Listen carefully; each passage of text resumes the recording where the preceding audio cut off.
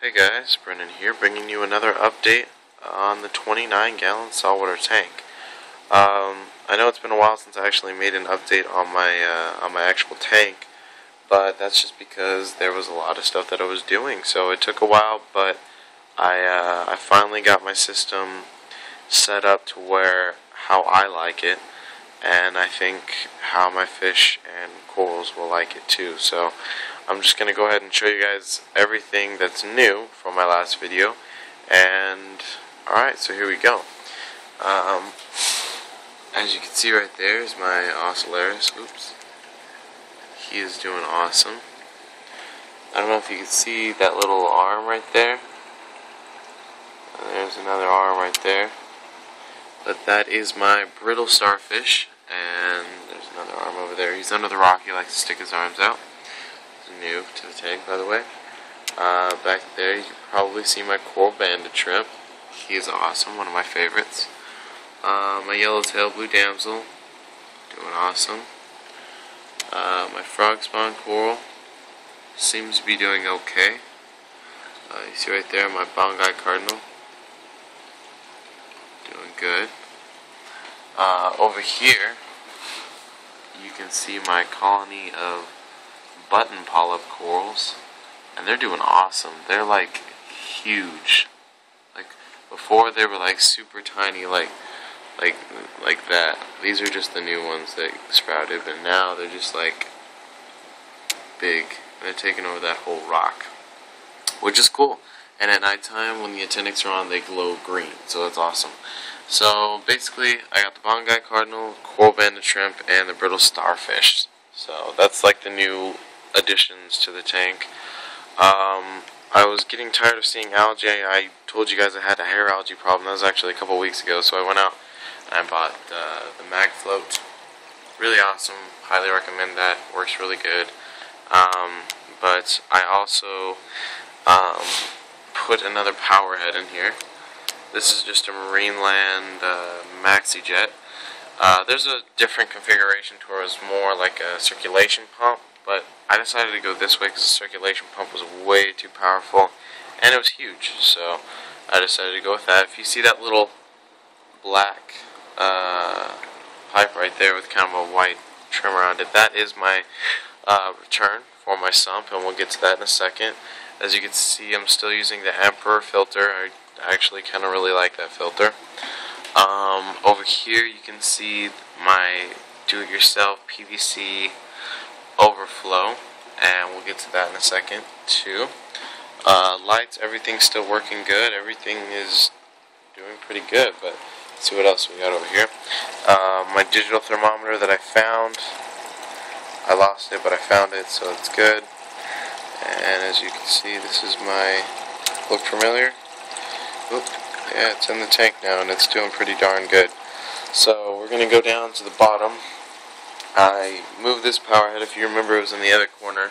I moved it, and I actually just now turned it to face the other way because it was blasting my mushroom coral from way across the tank. But now I actually get a little more circulation, and the mushroom coral's a lot happier than he was a few minutes ago. But also with the mushroom coral, I don't know if you'll be able to see these, but there are two more little heads back there. You see my coral banded shrimp. So I can focus in on him. Yeah, so that's doing good. Everything's doing good. Got the maxi jet right there. Actually, before, let's just jump into the sump.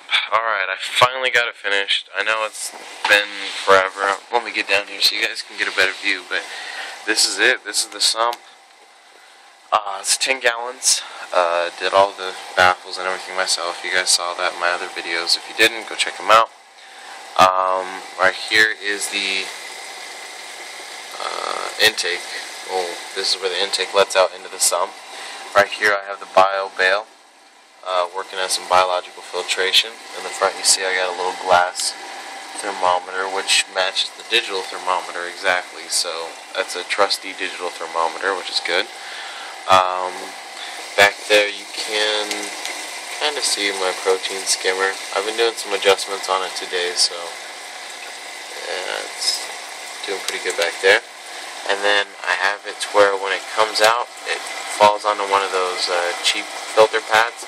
That's just to keep the splash noise down and keep Salt Creek from going everywhere and risking electric shock or something like that. So it just kind of pours down. I know the glass is dirty on the inside, but that's what it looks like. And then as you can see, I have a big piece of live rock. I finally got my Chaeto algae, and this algae. If you guys could tell me what kind of algae that is, that'd be cool. I don't really know. I got it for a penny, so I was like, why not? Down here I have sugar fine sand, and hopefully this will focus in here. Getting a little bit of those little air pockets and stuff like that, so hopefully it'll become a live sand bed. But as you can see, my Chaeto's kind of all over the place. It just came in yesterday, so it's kind of still like I guess getting itself back together. But other than that, everything in the refugium is doing good. I have tons of... Oh, please, come on, focus. There they are. You can see the little copepods all over the glass. Right there. There's tons more, but this is like a concentration of them. But that's pretty cool. So, I got biological filtration, my refuge. I also have the bio bale in the back of the protein skimmer too. That helps with bubbles and helps with biological filtration also. So that's pretty cool. Going after the refugium, I have my last chamber, which is my return pump chamber. I got my heater, 100 watt heater, which does a good job.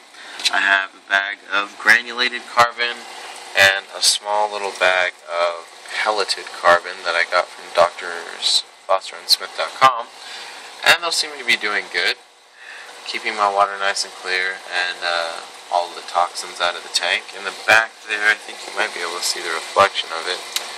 It's my Rio pump, and that's pumping with that clear vinyl tubing. It's pumping it right back up into the tank. So there, yeah, it's doing good. Let me come back down here for a second. As you can see, this piece of glass right here, this was put in place to keep the water that would splash off the protein skimmer from getting on the light. Now that I have the filter pad, it doesn't splash as much, but I still keep it there just to, be safe. But I cut it in place so that it kind of fits into the groove of the aquarium and over the top of the waterfall of my protein skimmer. So the light, this is just one of those workshop light kind of looking things from Walmart. And this light bulb, I can't remember. I think it was like, honestly, I don't remember. I think it was like it produces 650 watts, but I don't think that makes any sense at all. But it's pretty bright. It is a one of those curly cube bulbs, but it's just inside one of those little reflector can looking things. But it's really bright. Hopefully it's enough to grow my Chaeto. Looks like my Chaeto is starting to come out a little more, so that's always a good sign. In the back there, you can see I have two separate power strips. I got those when I got my light from Walmart. And I got a little timer, that's for my LEDs, just because I don't like to have to reach down here to flip that switch on and off every day. So that just controls the LEDs, but everything else is plugged in and doing good. Down here, whoa, excuse me, down here we have some calcium, some sulfur calcium, and I'll show you where I use that. Right there is my my do-it-yourself auto top-off. It's basically just a gallon of water, and I have a siphon, and it siphons down that little tube right there. And inside there, I just dechlorinate the water and add the calcium and some alkalinity, so it's, dosing the corals and whatever needs it. This right here is pretty cool. Coral banded shrimp. I think he's real cool. He's always scooting around the tank, eating stuff, but basically the tube comes down to right here, I don't know, this isn't like set up nice or anything, but it works. And I can just unscrew this valve, and it'll start dripping into the tank. So I can just do it myself. I was gonna do with the pump and the whole, the whole 9 yards, but then I was like, I can just do this myself, and it's only gonna cost me like $1 or however much that jug was. So pretty good, pretty cheap. Everything's doing good. Over here, I just keep my the thing called the hydrometer. Yeah, hydrometer. And yeah, that's pretty much all that I keep down here. But I will let you guys know that the sump is doing awesome. I went ahead. Let me see if I can show you this on my original plan. I went ahead and put a union valve right there and spray painted black. Just so if I ever needed to take it off, I could definitely do that. It's my cool Banana trip again. I really love him. But yeah, so that's pretty cool. Everything is doing awesome. Starfish is coming out too. But yeah, everything's doing awesome. The sump turned out great. It's really an awesome addition to my tank. And I got that test kit, and I've been testing my levels, and everything was like perfect. My nitrates were the only thing, they were at like 0.5 parts per million, so I wasn't too worried about that. But yeah, everything is definitely doing pretty good. Hopefully those algae kind of take off and start doing their job. But geez guys, other than that, I can show you, this is just like my feeding station kind of thing. I basically mix my food and thaw it out right there, and then I use this one's got a T, this one's for doing testing, stuff like that, and this one's got a D, this one's for dosing, for adding for target feeding corals, or what else, adding essential elements, because I got those in the mail too, and I added those and it really seemed to help. Like, my corals have really opened up and everything. So that is pretty much it.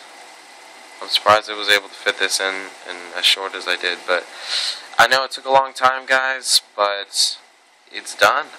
My sump is running awesome. Everything is, just basically how I wanted it. I mean, everything came out pretty much basically, exactly how I wanted it to come out. I did have a few leaks at first, but just a little PVC cement, and we were good. But everything's doing good. If you guys could let me know, what do cardinal fish like to eat? Because I can't really get my cardinal fish to eat much of anything. But there's tons of copepods in the tank, so I always see my damsel eating them. But anyways, guys, I guess I can show you my cichlid tank over here. I actually keep all my stuff down here. So as you can see, I got my test kit, the MaxiJet box, carbon nets. This is that other test kit that I was going to show you guys. The cage. God, why does my hand look so weird in here? Cage test kit. Pretty good. Got that from my LFS, so I got reef crystals now that I'm going to start mixing with, as well as my instant ocean and the rest of my sand. So everything's in here. I also keep all my freshwater stuff kind of just piled up over there out of the way, because I don't really use it as much anymore. But everything's doing good. I highly recommend all the products that I got in the mail, especially this. This was a very good deal. Pelleted carbon by Drs. Foster and Smith. It's cheap. It was like a little over $7, I think. And there's a lot in here. It's a pretty big bag, so definitely pick that up. Definitely pick up the API test kit. Really easy to use, and pretty accurate too. So, alright guys, thanks for watching my video. I'm like in love with my tank now. It's finally done to my standards. Well, it's never done, but it's doing pretty good. But yeah, thanks again for watching all my videos. Thanks for checking this video out. If you guys have any tips on what I can do to make my setup any better, I need some advice on coral. Like, I know these are doing awesome because they're big, they're always open, they have good coloration, stuff like that. But my frog spawn, I don't know. Maybe it's just a slow grower. my mushroom coral is doing good too. So, but anyways, I know this long video. I gotta cut it off because YouTube doesn't like me to make long videos like this. But alright, guys, thanks for watching. Be sure to subscribe, like this video, comment, do all that good stuff. Thanks for watching, guys.